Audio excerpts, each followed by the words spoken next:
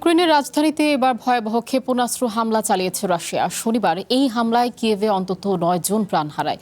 আহত হয়েছে 4 শিশু সহ আরও 28 জন।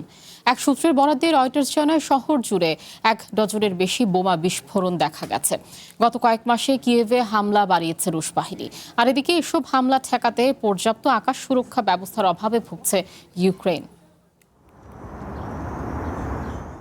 ইউক্রেনে যেন ভয়হীন দিনের সূর্য উঠছে না আর। কালো ধোঁয়ায় ঢাকা পড়েছে সোনালি রোদ। রোজই সেখানে বাড়ছে রুশ হামলা। কিয়েভের অপ্রতুল আকাশ সুরক্ষা ব্যবস্থা এই হামলা রুখতে ব্যর্থ। শনিবার দেশটির রাজধানীতে একের পর এক রুশ ক্ষেপণাস্ত্রের হামলায় চলে ধ্বংসলীলা। আর এতে হতাহত হয় বহু মানুষ। এটি কিয়েভে দ্বিতীয় বড় হামলা ছিল। দুদিন আগেই ইউক্রেনে প্রথমবার ব্যাপক আকারে ক্ষেপণাস্ত্র হামলা চালায় রুশ বাহিনী। ওই হামলায় 8 জন নিহত হয়। এ সময় একটি রুশ ক্ষেপণাস্ত্র পোল্যান্ডে গিয়েও পড়ে।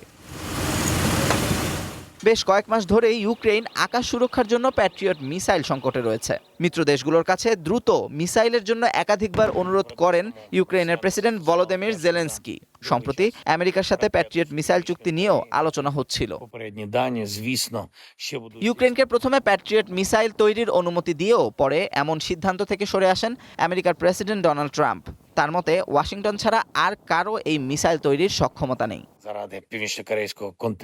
এদিকে জেলেনস্কি চাইছেন রাশিয়ার সাথে যুদ্ধবন্ধের আলোচনা এগিয়ে নিয়ে যেতে। তার সাথে ট্রাম্পও একমত। তবে চলমান হামলা ঠেকানোর জন্য পর্যাপ্ত প্যাট্রিয়ট মিসাইলের এখনও কোনো নির্ভরযোগ্য সমাধান করতে পারেনি Kyiv. Amanur Rahman, one international desk.